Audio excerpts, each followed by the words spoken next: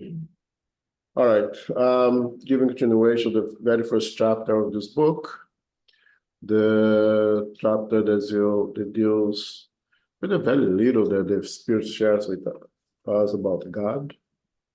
We completed the attributes of God.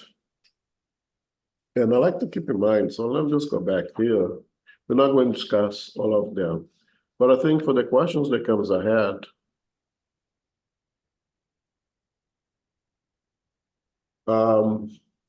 to have a good understand of what are those attributes of a being, a thing, must have in order to be God, which indirectly implies there are other attributes there this thing cannot have in order to be God.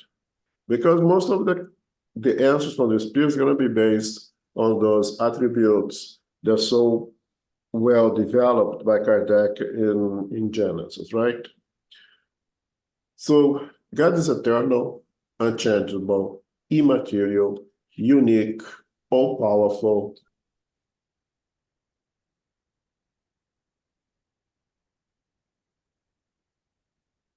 and supremely just and good. Keep those attributes in mind. So the answers for the Spirit will make a lot of sense based on this very few, very little, very limited attributes that the Kardec proposed to the spirits, and the Spirit says, yeah, that's so good. But keep in mind that that's just a little of the attributes of God. God is not limited by those little things that you are saying there. But it is a good start for us. The Spirit playing the whole of humans right now. It's pretty good. But keep in mind that it's not all. Do not put God inside a little box that it's limited by those attributes. God is a lot more than that. Okay? And the next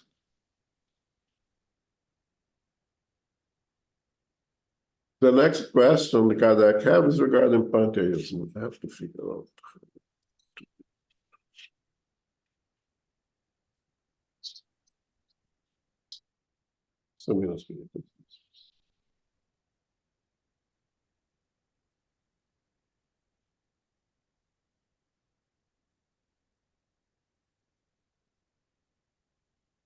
All right. So pantheism. What is pantheism? From the Greek, right? The word was put together in the 1800s. It's a dogma that does not belong only to the Catholic Church. There are other doctrines who favor this thing. Pan, from the Greek, means all. Theo, God. So pantheism means God is all things and all things is God. Right? So everything is in God and God is in everything, but everything is God and God is everything. Okay, that is the definition that you will have if you go to the dictionary right now and look at it. Okay, so let's see. Philip is not there. Zoraida. Okay, we'll begin. Pantheism. Actually, 14. Yes. Do you have the newest edition? If not, I'm going to read, and you can make the correction on the old editions, because there's some correction very important in this question and answer. Okay. Okay, I don't have the new one. I have Okay. So I will read, and you guys can make the corrections there. So the question 14 reads as, is God a distinct being, or, as some believe, the result of all forces and intelligences of the universe combined? And the answer is, if it were the latter, God would not be God, because the work of creation would be an effect and not a cause. God cannot be both cause and effect. Yeah, I have that, Elmo. Okay. Okay, good. So for those who do not have it, I'm going to repeat the answer. Mhm. If it were the latter, God would not be God because the work of creation would be an effect and not a cause. God cannot be both cause and effect.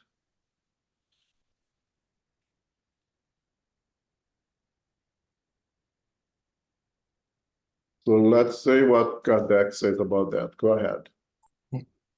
If it were the former, God would not be God, because the work of the creation would be an effect and not the cause.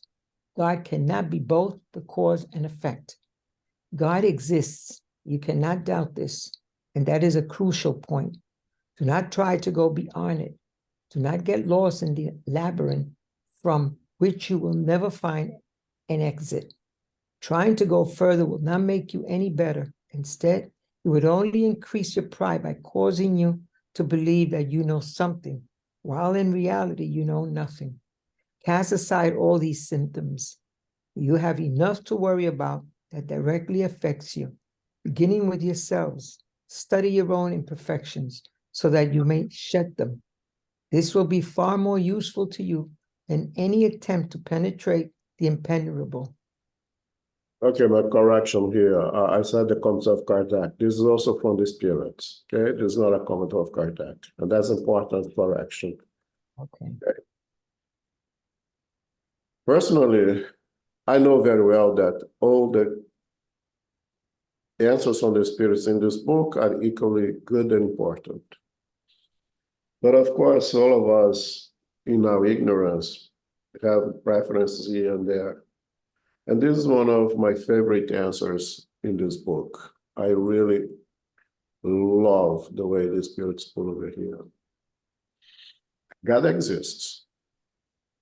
I think the previous reading declared to us that God exists. There is no cause without effect, innate faith, everything that we covered predisposes one to be, not to believe, but to know that God exists. Not saying that we know God, far from it, but we know that God exists. We know of the existence of God. There is a lot more than belief, because belief today, tomorrow, no. At one point, I believe in Santa Claus, right? That's long gone, I hope. No, we believe in some things that at one point for in our lives is good, and then it loses its value and stop believing things because there is no veracity in it. But may be important at one point of our existence. But when you know, you know. You cannot stop knowing something. So we know that God exists. No, you cannot doubt this. I love that you cannot doubt this. And this is a crucial point. Know that God exists. And if you don't know that God exists, don't worry, that's all right. But you continue working on it. We had, I always say that, someone that worked with us here for, not for 1 or 2 months, but for a few years, who could not reason the existence of God. He knew the existence of Jesus, accepted of Jesus, was a big fan of Jesus, that Jesus was indeed the smart dude ever walking this planet, but he could not reason the existence of God. And he was a good man. He was a very good person. I hope he's still with us. I haven't seen him in many years. I hope he's still with us. And there's no problem. As long as you do good in your life, in his reasoning, he could not still reason that God exists. He even studied this book more than once with us. It's fine. I don't know how he's able, but at least completely honest. No hypocrisy whatsoever. That's fine. But I like to believe that most of us know that God exists, and you do not doubt this. And this is indeed a crucial point. Now, this is the thing. Do not try to go beyond it. Do not get lost in a labyrinth in which you will never find an exit. Trying to go farther will not make you any better. And to me, that's the thing. Trying to go farther will not make you any better. Instead, it would only increase your pride by causing you to believe that you know something, while in reality, you know nothing. Cast aside all these systems.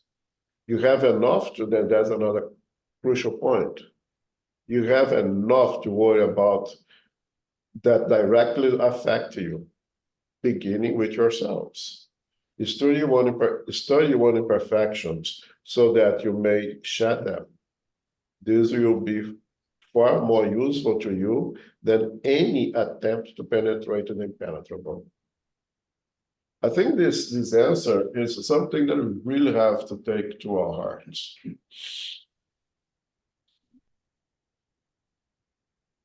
God given us the free will and given us intelligence puts us in a position that we try to understand everything. We try to figure everything out. You try to understand everything. And if you don't, we make up things, right? But you have to explain things. If you cannot explain where it is, you make up an explanation that is the most acceptable to us. At one point, the smartest people on earth figure out the sun. Oh, now you got the sun. The sun is a hole up in the sky, and when it opens, the light comes through and it's there. And then that hole closes up, and the light goes away in this night. Very eloquent, very beautiful thought. For them, at one point, that was the explanation satisfied everyone else. And yet, the sun never stopped being what the sun really is. It is good that we question things, but it's also important that we reflect on our limitations. And that's what the spirits are talking to us about. Do not get lost in the labyrinth from which you never find an exit. To try to understand God now is to try to get an average, again, an average 3 years old, it may be 3 years old, that won't be able to understand it, but an average 3 years old to go into a class of doctorate in astrophysics and understand everything. Better yet, understand the words. We would not understand the words, most of us. When they put in the blackboard, and there's no blackboard anymore, but that's the only thing that I remember from my days of studies, right? The blackboard. Mathematical equations with no numbers, a bunch of Greek letters. I'm walking out, or I'll go crazy. Well, also tries to understand God, it's pretty much like that. But we'll question or you'll try to figure out, but don't get lost in that labyrinth. And the suggestion is very important. We have much bigger fish to fry right now. Try to know yourself, Socrates said, know thyself. And we're still trying to figure out what that means. We don't even know ourselves yet. We don't even can define us as we are right now. We cannot define us as a spirit. And we're going to try to understand God, creator of all things, supreme intelligence, what that means. Even the word intelligence is what we can correlate to. Perhaps God deserves some other word, but you don't have that word. Our language does not even have that word yet, because intelligence is for humans. God has something beyond intelligence. What is that? We don't know. We can't even have that word yet. So you have to use that little word intelligence. And I think the spirits give us this here, and the further questions, they will bring indirectly this answer to us. Some of the, especially the one you start the next chapter, some of the answers, if you reflect, they coming back to the same thing. You cannot even start to guess, we start to think. So be careful, don't get lost. Prioritize your needs right now. your needs right now is not to understand God. It's understand yourself. Try to understand the teachings of Christ. Make yourself better. That will be far more useful to you than any attempt to penetrate the impenetrable. So when it says to penetrate the impenetrable, it's telling us to try to figure out God is impenetrable to us now.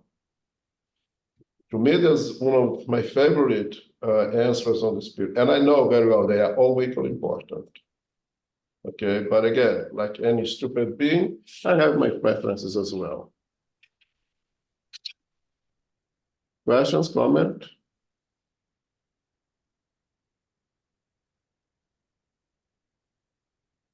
Okay. Number 15. What about the concept that all of nature, beings in the world and worlds of the universe are parts of the divinity, and they are in their entirety divinity itself? That is the pantheistic doctrine. Human beings cannot be God. Upon recognizing this, they want to at least be part of God.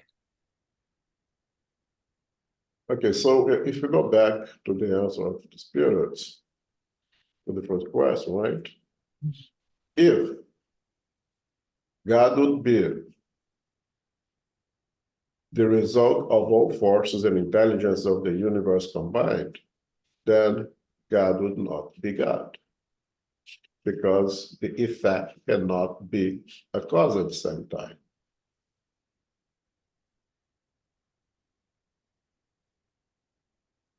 The work of the painter on a canvas, the work of a engineering in a building, in a bridge, it contains the energies of the creation of that painter.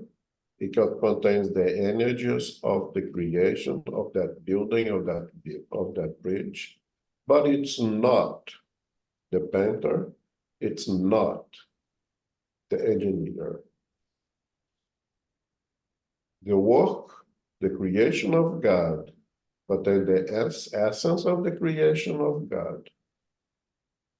But it's not God.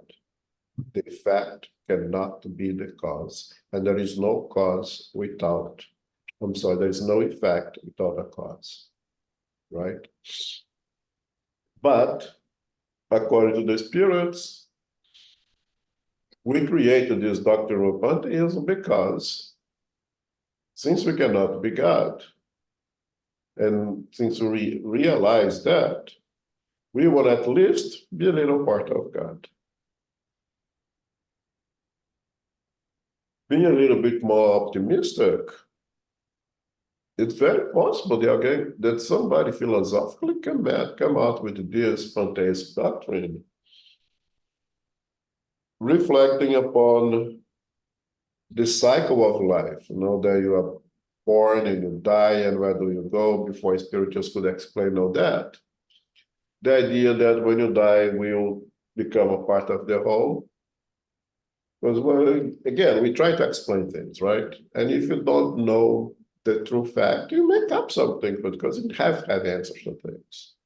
So it's plausible, the idea that once we die, the physical body disappears, but you know that you continue to exist somehow. Why not? You go back to the total, and the total is God, and God is the total. But modern science, forget about spirituals, modern science dictates that could not be, because modern science declares that there is no effect without a cause. And the cause and the effect must be distinct from one another. Therefore, the pantheistic doctrine does not hold water.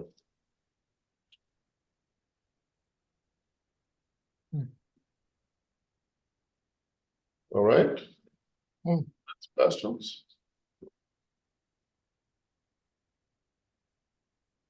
All right, let's go. 16. 16. Those who support this doctrine claim to find some of God's attributes in it, as there are an infinite number of worlds then God is infinite. As vacuum or nothingness is nowhere, God is everywhere. Since God is everywhere and everything is an integral part of God, God gives an intelligent purpose to all natural phenomena. How can we oppose this reasoning? Reason. Think long and maturely about the assumption in question, and you will have no trouble finding its irrationality. This doctrine makes God a material being who, despite being endowed with supreme intelligence, would only be a large-scale version of what we are. However, as matter is incessantly transforming, God would have no stability if this theory were true. God would be subject to all the instabilities and needs of humanity. God will lack one of the essential attributes of divinity, quality of being unchangeable. The properties of matter cannot be attributed to God without lowering divinity in our thoughts, and all the subtleties of sophism fail to solve the problem of God's essential nature.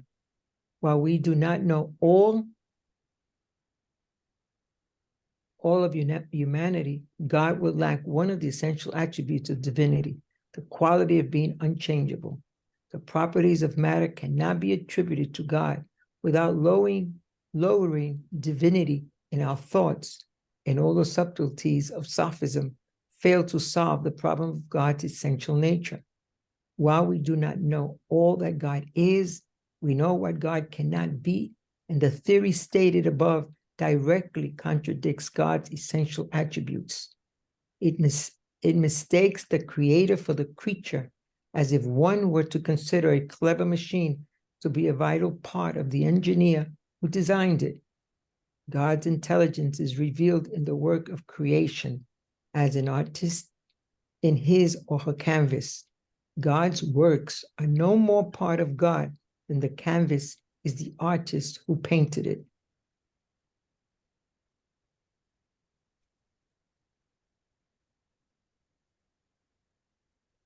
When the spirits answer about do not get inside of a labyrinth that you cannot get out of it, this theory is all thing that Kardec is insisting in, and when he wants more clarity that Pantheism is not true. And Kardec almost bring us inside of that labyrinth, that kind of confusion of things, right? When it says, as there are an infinite number of words, then God is infinite. A vacuum of nothingness is nowhere. God is everywhere. God is good. So since God is everywhere and everything is an integral part of God, God gives an intelligent purpose to all natural phenomena. It's like a labyrinth. And again, it is our intention to justify our beliefs. Not that Kardec believes in it. What Kardec sees as a good teacher, didactically, he's bringing points that other individuals build. Okay, and he started the question as those who support this doctrine. It's not him, it's those who support. That's very important. Okay, so he's bringing the theory of other individuals to us. Okay, and those individuals are trying to support the idea of pantheism, saying all those things about this infinite. God is infinite. There is infinite number of words. So infinite number of infinite words out there, God infinite. So God is part of this thing, and this thing is part of God. As vacuum or nothingness is nowhere, God is everywhere. Okay. It's one of the attributes of God, both attributes of God. Now God is infinite. You go back to the attributes, right, that you just read, and that's why I read it. Again, God is infinite. Yes, God is infinite. And God is omnipresent. Yes, God is omnipresent. God is everywhere, omnipresent. And everything is an integral part of God. As I said, it is the component, the energy of creation of the creator in the creation, right? But the creation is not the creator. Mm. God gives an intelligent purpose to all natural phenomena. Okay. And then you ask, how can you oppose this reasoning? And they were the answer is very simple: reason, period. But they are benevolent, they expand them. It suffice, reason. And why? Because you already read all the attributes of that think that we call God must have in order to be God. And if one of those things is not there, boom, that theory breaks down, right?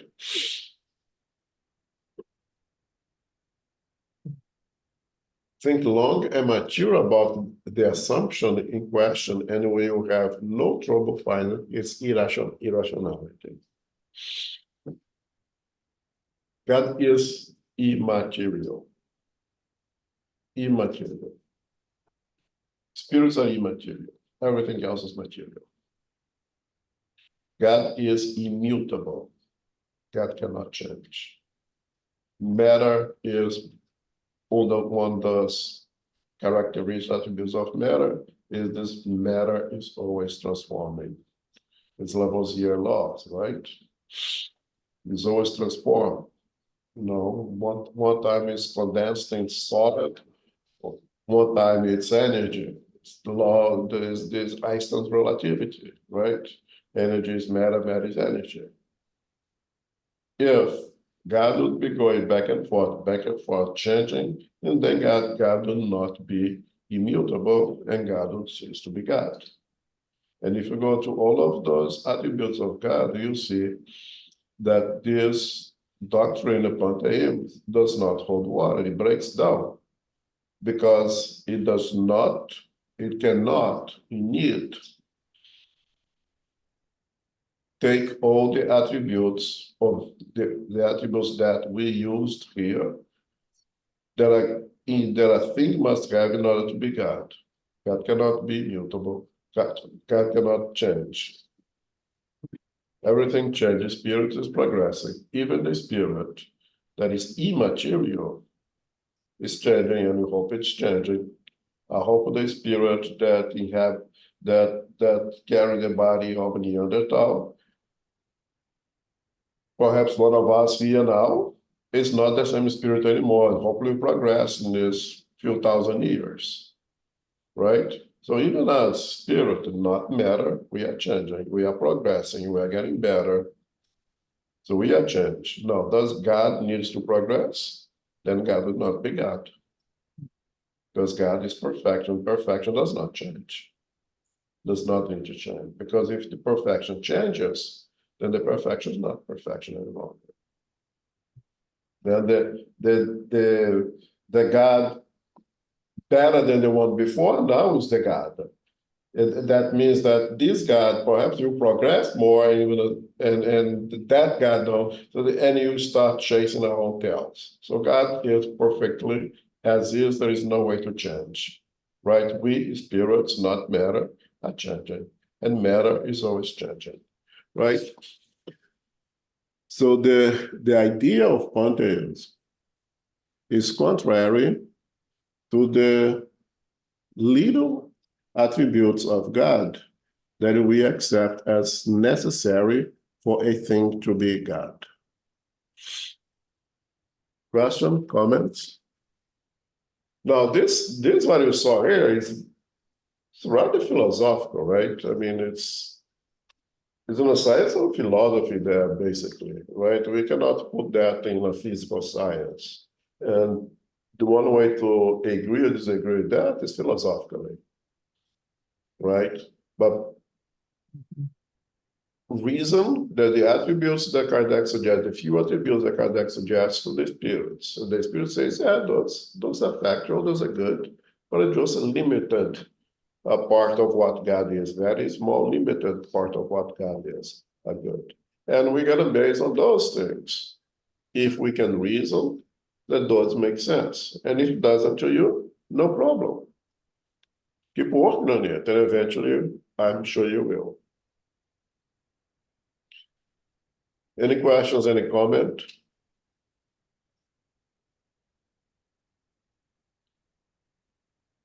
Okay, so we're done with chapter 1. And again, chapter 1 is God.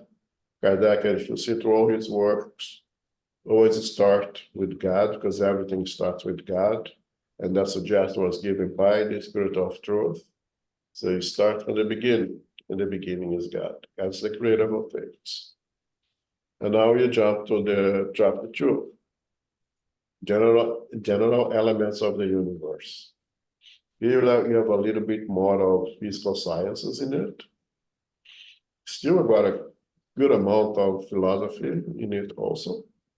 But we're gonna do a little bit more of matter with some things that our science can respond, and a lot of things that our science are still not able to, but eventually will. So right then. Number 17, for knowledge of the first principle of things. Does humankind have the ability to understand the first principle of things? No. There are things that God does not reveal to human beings here in this world. Very important. Does humankind have the ability to understand the first principle of things, the beginning of everything? Can you understand the Big Bang? Is the Big Bang the beginning of all things to begin with? Right? Well, let's be generous to ourselves. Let's assume that the Big Bang is the beginning of all things, which is a huge assumption from our standpoint, right? Are we able to understand that? No. There was a very simple no, period. Now, there are things that God does not reveal to human beings here in this world. It doesn't say there is a secret gonna be God gonna reserve for him or herself forever. It says that right now, for us in this world, it's not gonna be revealed to us.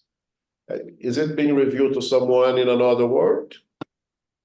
I like to believe yes, being optimistic, but I don't know. But for us here, no. And that's a very straight point. There is nothing even to comment here. And why not? Go back again to that answer that I like so much. Stay away from that labyrinth that you cannot get out of it. I have a comment. I think part of it is there's probably, like the other answer says, there's no way for you to understand, even to know it's something beyond your level of comprehension, because you're crawling as a spirit that's developing. So even if we try, let's say that there's being really generous, there's no means of understanding. Because I think one of the answers later we'll talk about, we understand things through the senses that we have. But you assume that's only the senses that exist as you progress. So there are senses, like bodily senses that will develop, or as we grow, as even in mature worlds, they're much more developed. So you wouldn't understand other things that you could comprehend because of that. So there's so much that's unknown just because we are babies. Right. And one of the previous questions, the answer of the Spirit said there is a sense that we lack. And the answer says a sense, Right. not senses. A sense that we lack. In order to understand the complexity of God and the beginning of the creation for this particular question, right? But again, I don't think it's a heresy or anything to try to figure these things out. I mean, try, it's all right. But keep in mind, they're not gonna get there. And keep in mind, there are things more important. You have a bigger fish to fry right now. Try to understand yourself a little bit better. And perhaps through understand yourself, you'll be able to get those answers that are perhaps already there for us, but we need to first understand ourselves. By understand ourselves, perhaps we will be able to develop that sense that we lack. So we have a lot of work ahead of us before we can start to try to penetrate on those mysteries. And the Spirit said, no, we're not gonna figure it out in this world that you live right now. And again, this is rather philosophical.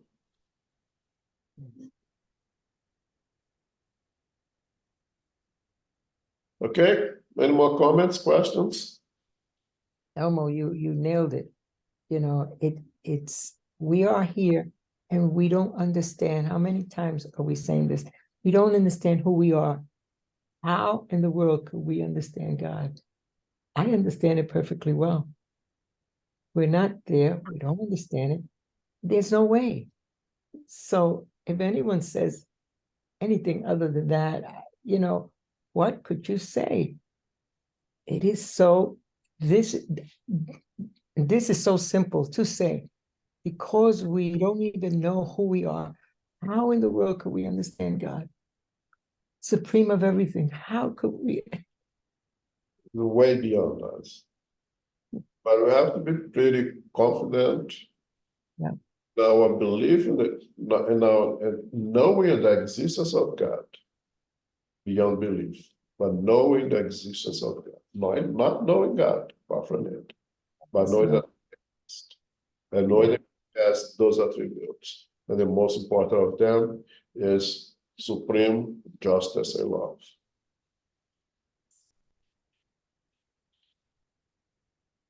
Okay. Number 18. Will human beings ever be able to penetrate the mystery of things that are concealed from them? The veil will be lifted as human beings achieve their purification. But to understand certain things, they need faculties that they do not yet possess. I think we already discussed that, right? We're lacking that specific sense, right? That when we reach that specific sense, when you achieve that level of purification, now this is me particular belief in here, we cease to be human, we continue to be eternal spirits, but at a higher level, right? The same way that at one point there was Homo erectus that developed in Homo sapiens, that we are now human. There will be other beings over here that will be above what we are called human beings, Homo sapiens, right? And those perhaps will have that sense, will reach that level of purification, that will be able to understand things with much greater clarity than what we're able to do now.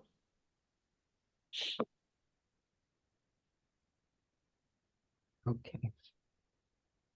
Okay, number 19. Can humankind penetrate some of the secrets of nature through scientific investigations and research? Science is a means of development for human beings, but they cannot surpass the limits set by God. The further humans penetrate investigation of these mysteries, the greater the veneration of the power and wisdom of the Creator should be. However, due to pride and weakness, human intelligence often leads to misconceptions. Humans pile systems on top of systems. And every single day, they learn how many errors they have mistaken for truths and how many truths they have dismissed as errors. This amounts to more disappointment than human pride can bear. So again, when I said at the very beginning of this book, just 19 questions ago, is that to read the questions carefully is extremely important. The spirit is extremely frugal, extremely objective, and they was exactly what you have answered, exactly what you have questioned. And the question Kardec here, can humankind penetrate some of the secrets of nature through scientific investigation and research? Okay, if you take away the word some over here, the answer will be completely different. So the word some over here is vital. I'm sure that you take that word out, the answer will be completely different. Because again, they're extremely frugal and objective. Science is a means of development of human beings, but they cannot surpass the limits set by God. I have said, and I truly believe that science reveals God as we're able to understand, explore the macro and the micro universe, the better we understand the creation, and through understanding the creation, we better understand the creator. So science, being a mean of for our development, can reveal some of the some of the secrets of nature. But we are very far to go what is set up for us at the level of human beings.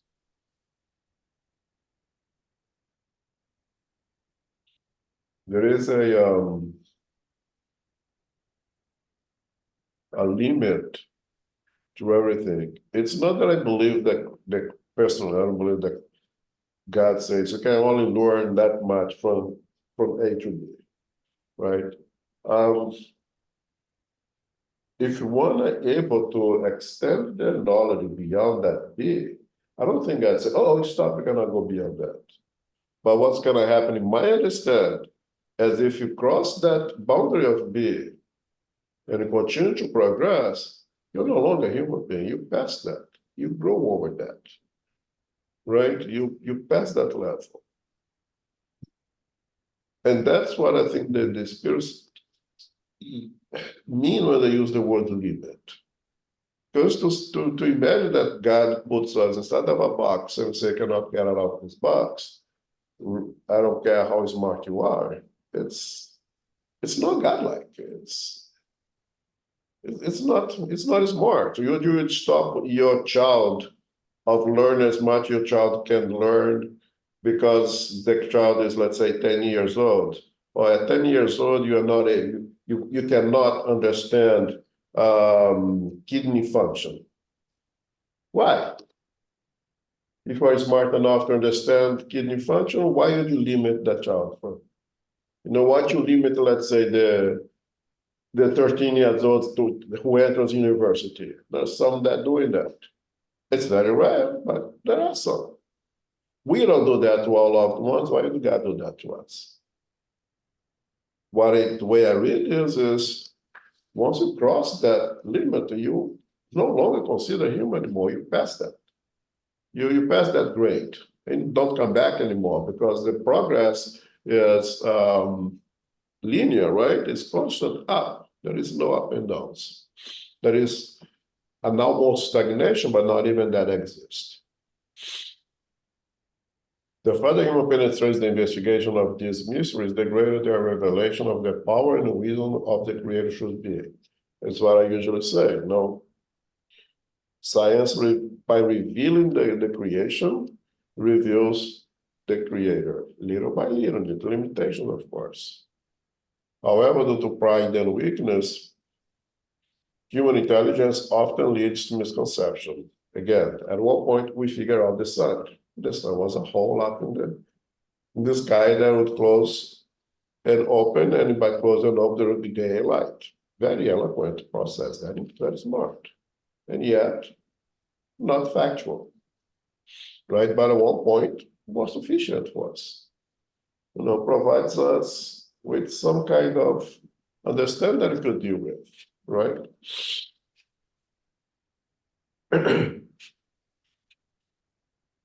Human pile systems on top of systems, and every single day they learn how many errors they have mistake for truth and how many truth they have dismissed as error. Again, the example of the sun is right over there.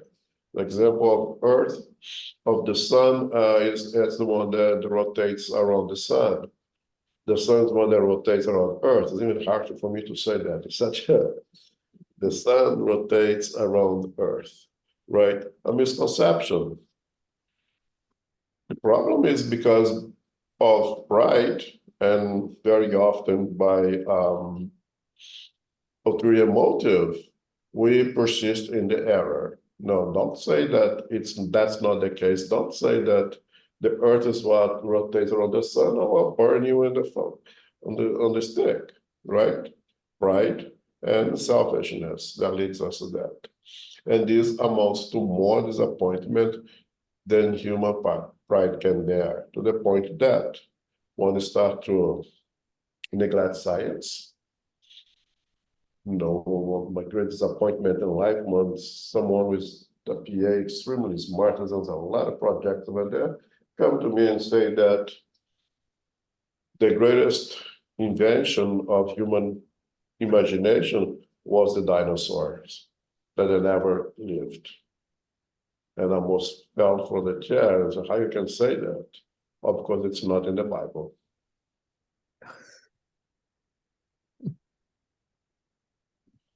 There is no argument, right?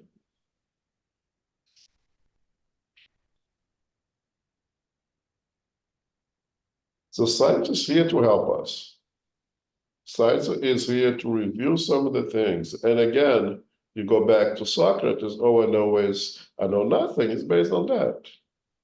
At the point that we start to investigate and figure out this macro universe around us, when those telescopes are able to make pictures of stars that died 500 years ago, and we've seen that every day now, it's great for some people. Tell that to someone, I don't know, 50 years ago, and not 50 years ago, not even 100 years ago, that now we can see stars that died 500 years ago. So you are totally 100 nuts. years ago, we could not even step on the moon.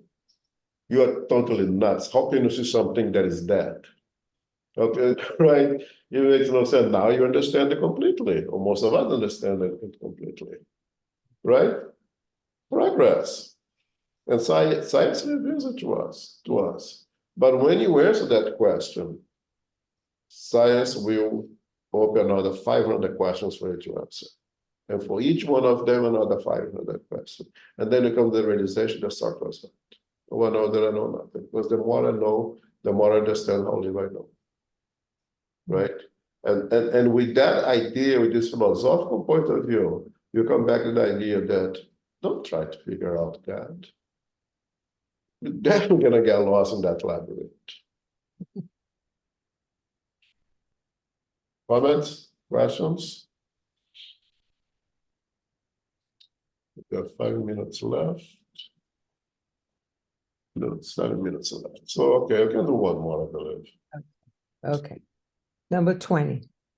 Through means other than scientific investigation, is humankind able to receive communications of a higher order that transcend human senses? Yes, when God deems it useful, God reveals to human beings what science is incapable of teaching them. Through these communications, humans are able to obtain knowledge of their past and future destiny to a certain degree. So this is the catalytic effect of God's generosity, right? It has this enzymatic effect to speed up our progress. Your science cannot reveal it. Your intelligence is too limited to understand it. But I'm going to send those revelations to help you guys out, right?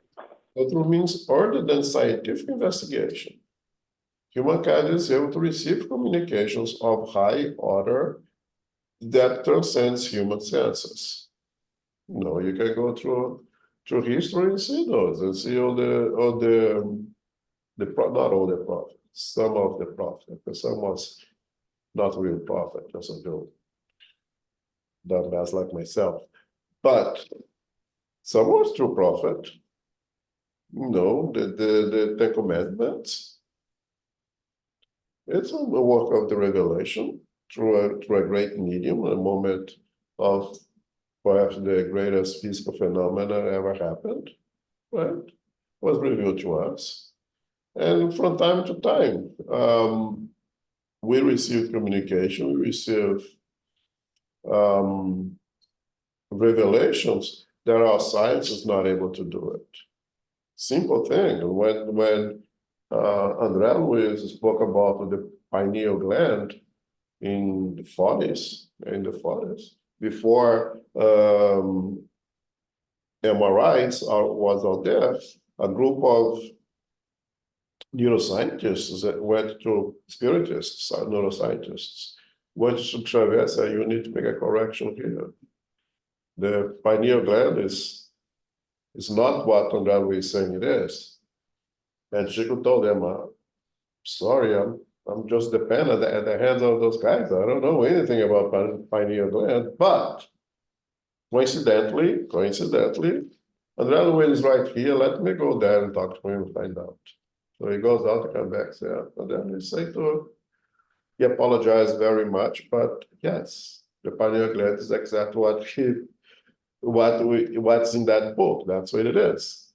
And that was only proved some 40 years later when we got to the functional MRIs that reveals that pineal gland is exactly anatomically and physiologically exactly what was written in that book. That science did not know that at that time. That's a revelation, right? And that is communication of high order that transcends human senses. We're not able to figure that out with our senses, with our science at that time. But André Luiz was allowed to reveal it to us at a time that our senses could not. And that has a catalytic effect. They're supposed to be used to us as they gave us something here. Let us use this and create more progress. But instead, in our pride, they say, no, that is wrong, because our science does not say that. Right? And I think there's exactly a sense that we lack. To be a little bit more humble and know that we don't know everything, and that our sense cannot reveal everything. And when we got this little gift, know something's revealed to us, let's make good use of it.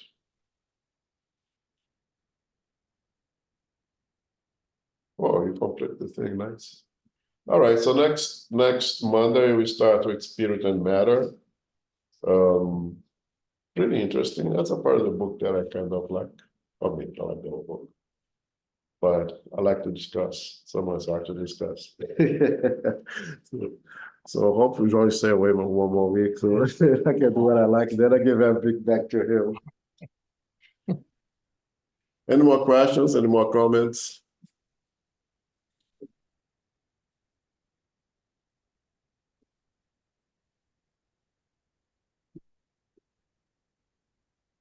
All right, Carol, can we make a final prayer, please? Of course. Thank you so much. Very inspiring, Elmo. Thank you. Thank you. I'm sorry, I just added over here. This Sunday is the fourth Sunday. I forgot to announce last Sunday because I'm not good at announcements. Sunday is a Q&A. So there is no book to read, but we need Qs. So you have some A's. That's a good All one. right. That's a good one. Okay. Okay. So, infinite creator and divine providence, we give thanks for the opportunity of being together for our studies this evening of the Spirit's book. Our chapter being chapter 1 of God and chapter 2, the general elements of the universe. God exists. We may not fully comprehend the existence of God. God is infinite and is everywhere and unchangeable. God gives an intelligent purpose to all natural phenomena. God is perfect. Humans and science do not have a full understanding of the first cause of things. We can learn and generally know the attributes of God, however. As humans, we are still questing and studying to receive communications of a higher order beyond our own concepts and that of the human senses. We give thanks to the spiritual benefactors and the good spirits for guiding and inspiring us this evening. May we receive the love, light, and peace of Christ within us, and for our loved ones, our teachers, our directors, the counselors, the mediums, the workers, and all who are participating. We pray for inner peace, and especially now for world peace, and for all those who may be suffering in the physical world as well as the spiritual world. We pray for our center, SGNY, and all Spiritus centers throughout the world, that they may grow, expand, and be protected each hour of the day and night. As we close, we humbly ask for safety and protection as we return to our family, friends, loved ones, and co-workers. May we remind ourselves now to go forth as beacons of love, of light, of peace, of service, and of charity. So be it. Good. Thank you. Thanks, everyone. Thank you, Elmo. It's great. Bring questions, please. Cute, cute, cute. Okay, bye, right. everyone.